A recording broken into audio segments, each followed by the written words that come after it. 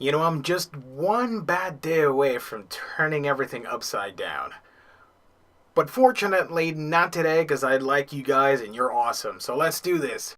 It's That Other Review Show, brought to you by Two Black Labs Audio and A Week in Geekdom.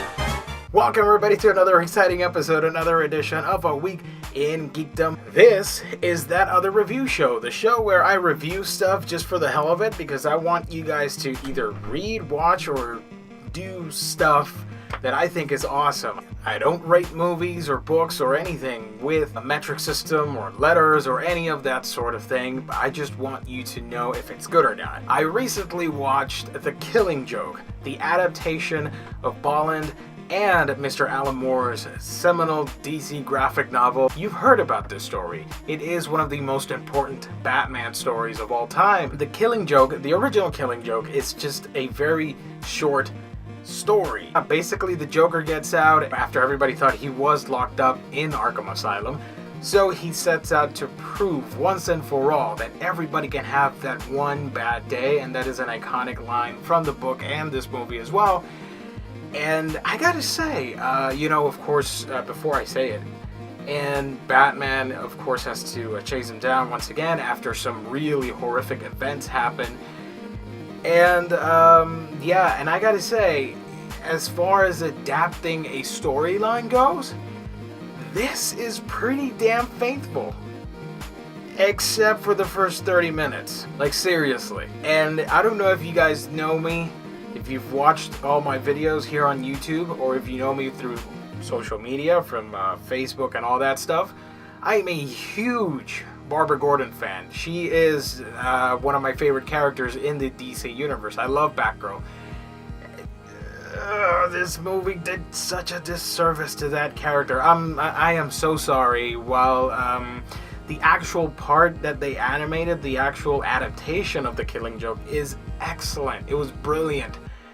The other stuff was completely forgettable, totally out of left field, and I get it. You can't put out a 40-minute movie and expect everybody to go ahead and buy it at a regular price. You know, you're gonna spend like $23 on a Blu-ray. And I get it. Bruce Timm and everybody just did the smart thing and added some needed filler, I guess. But in the long run, it didn't really need that filler. You are trying to adapt something that really, I watched it and it didn't really contribute anything. And by that I mean, and I won't spoil anything if you haven't seen it yet. Let's just say, if you've read the book, you know that these 30 minutes are to get the audience to cheer on and get to know Barbara Gordon a little bit better. I'm not sure that was completely necessary because everybody knows her role in the Batman mythos when she started out as Batgirl. But the implications of what was done to the character in those 30 minutes is just utterly bizarre. Bruce Timm, God bless him, he is one of my favorite people in animation. The dude's a genius, but I think a quote, and I'm paraphrasing here, but basically he wanted to further develop the relationship, the family dynamic between, the Bat family. It didn't really... You didn't really have to go that far, and if you heard the rumors, if you saw the San Diego Comic-Con headlines, then you know what I'm referring to, and it's just disturbing, and I don't like it because that's not how I view the characters involved in said scene. But yeah, it's just weird. The reason I guess you could justify it is that there is some tension between the two characters, and later on when events happen in the actual Killing Joke adaptation, it's supposed to reinforce that, but I don't believe it in 1 second. I am sorry, I was not a fan of it. I thought it was dumb. At least I got to see Barbara Gordon once again, just kicking ass in the Batgirl suit, and just, I wish that did not exist. But for the actual adaptation of The Killing Joke, if I were to recommend this movie, then yes, you should watch it, but you should just skip forward all that BS nonsense and just go straight to the Killing Joke adaptation. Mark Hamill does an absolutely stellar job as a Joker. Not my favorite performance as the Joker from him. I still prefer, I still think Arkham Asylum is his best performance. You know, he perfected the role with the animated series, but it just went to a whole nother level with that game. I'm sorry. But here, he does a really cool, awesome job as the character. It's just a legacy, you know? When you think of the Joker, you think of so many great actors in that list of greatness. And then, of course, with Batman, Kevin Conroy, which will forever be the voice of Batman, regardless of how much I love everybody else. And trust me, I'm a huge fan of the new Batfleck. But to me, you know, Kevin Conroy is Kevin Conroy. You know what I'm saying? But they do their job admirably. Same with Tara Strong, once again reprising her role as Barbara Gordon / Batgirl.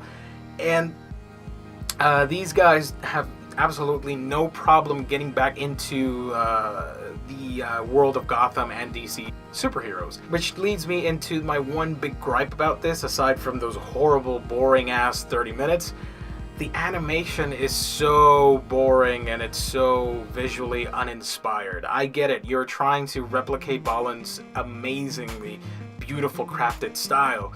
And yes, it did not mesh well, because I do know in the previous Blu-ray there was this featurette where they were talking about it and how it was really difficult to emulate, because it is really detailed, really realistic. You didn't have to necessarily imitate that. I mean, I know you want to get a true adaptation of the Killing Joke, and that's fine, but if you can't do it, do something else. Get another artist, get something going that looks great, because this was, in several spots, it was really shoddy, characters were barely moving, and just funky expressions. It was not the best DC animated movie by far. There were others that were just completely better, hands down. But on occasions, you get the quick still frames where they just look beautiful, like here and there, and all these great images. They look fantastic, but then all of a sudden you get these characters that are moving really robotic, and I don't know. I'm not like the biggest expert when it comes to all that stuff, but I just did not like how it looked whatsoever.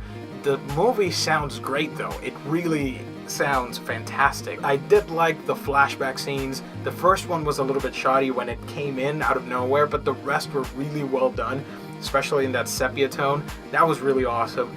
That scene, that famous scene with Barbara Gordon and Joker in the middle of the movie was done beautifully. It's so horrific what happens, and it's so amazing to watch, because it is a very important it is a very important moment in the story of Barbara Gordon and the history of the Batman mythology, and it was just fantastic. But regardless, I thought it was a pretty damn good job of adapting the Killing Joke, except those horrible 30 minutes. If I could just cut them up and erase them from my mind, then yes, this would be a highly recommended story. But you know what? You should have just done like a 15-minute thing instead of an hour and something, and it would have been great. I don't know if I'll rewatch it. It's not like super extremely rewatchable. Yeah. You'll be the judge of that when you see it. So tell me down below what you thought of The Killing Joke. Did you like it? Did you hate it? As always, folks, you can follow me on your favorite social media platform, from Facebook, Twitter, Instagram, Snapchat, Tumblr, and Periscope. Just type a Week in Geekdom, and I'm there for you guys.